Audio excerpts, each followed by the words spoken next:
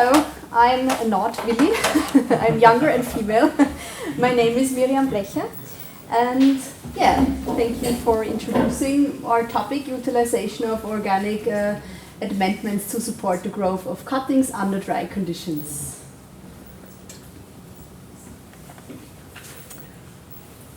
Yes, so this project is based on a project we had last year at the Grand Farm. Thank you to Alfred for letting us digging at your field, letting us dig.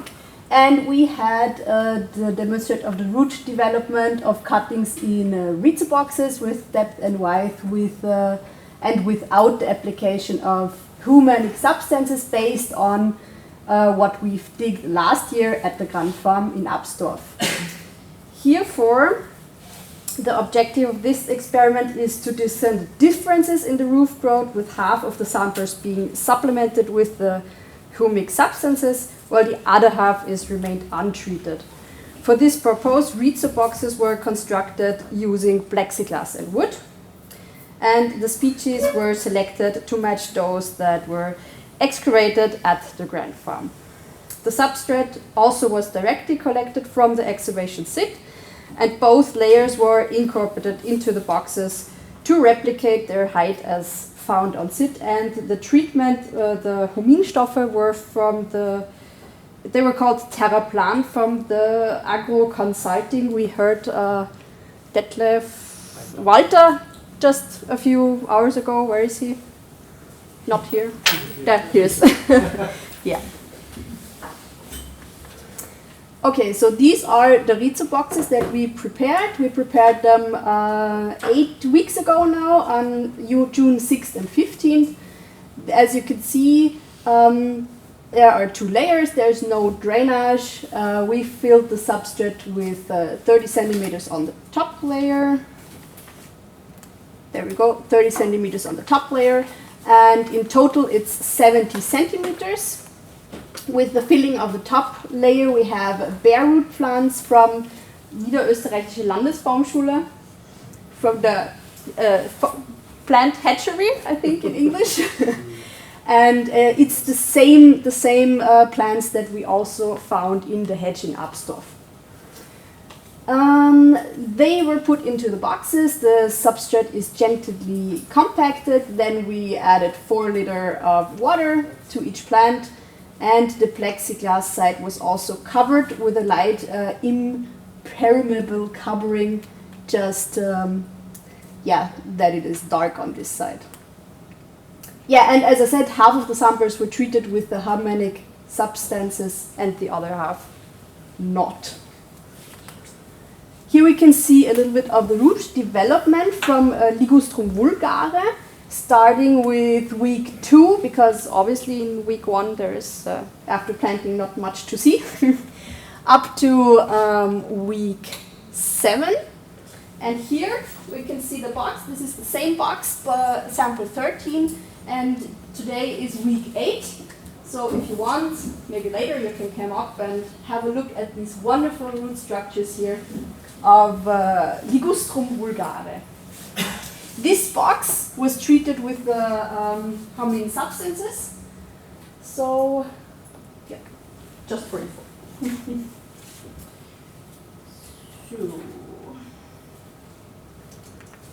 Next on, this is still the same, plot 13, but in week 7, and here is the drawing to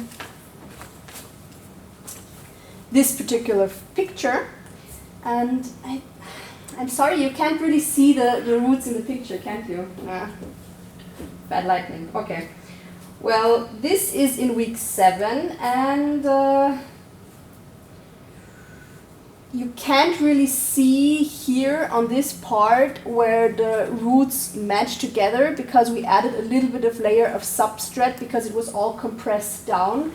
So you can maybe see it here that this layer here was added. Was a little bit compared, but nevertheless, let's swap to rose, because we also had a wonderful rose. This is on the sit we digged last year, And these are the plants we have. Yeah, thank you. Really, it's just getting the plants. These are the plants we. Gloves and thorns. Yeah, sorry, they're roses. Yeah, they have They've thorns. taken another one without thorns. Sorry. So we exposed the capsule from multiple layers within the container before the entire plant was extracted, just to preserve the root architecture from the roots after putting them onto this white board to take a picture. Then the plant is positioned on this white background and photographed. Yeah, perfect. The roots The are a scale little is bit matching. wet now. Yeah, the scale is actually matching. Yeah. So, I don't know if I make it too much mess. Die Coco-Wand-Weise. Das hat das gut. Sieht sehr gut. Ja. Yeah. we can just maybe just give them around. I don't know. They're a little bit wet though. You like to? Okay, go right. Yeah.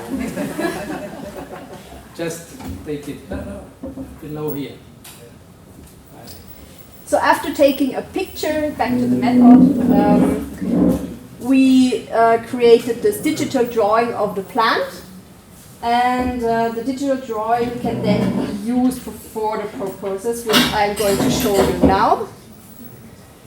So in summary, just to say, maybe switch back again, this plant here is with the humming substances, and this is without.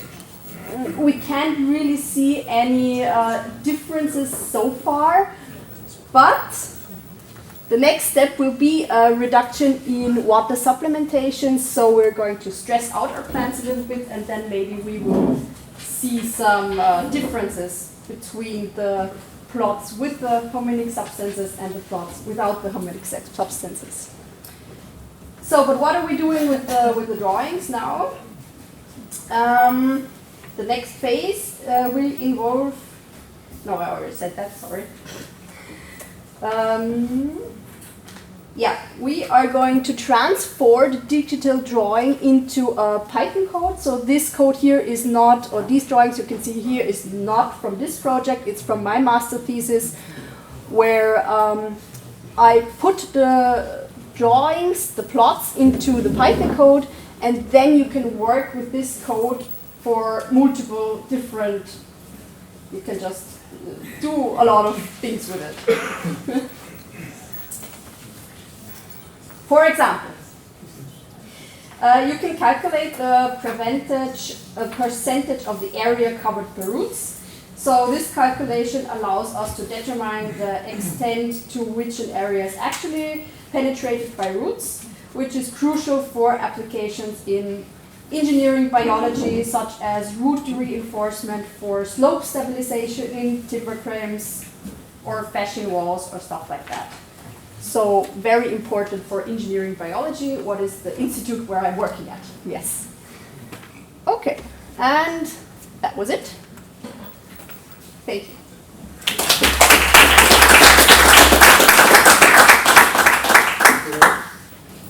Maybe just one word as a reference. Miriam was saying we are always looking instead of the classical method of root excavation in the field. Well, that is still the same, but then everything was done by hand drawing. So we are investigating, like this is all digitized on a tablet, so getting drawings faster, but as accurate as this. If you would like to see, for instance, I have here as a reference a Liguster with the roots, of course, are very different, because of course we have two factors. One is of course the genetic influences, and one is the climate as well and the soil structure.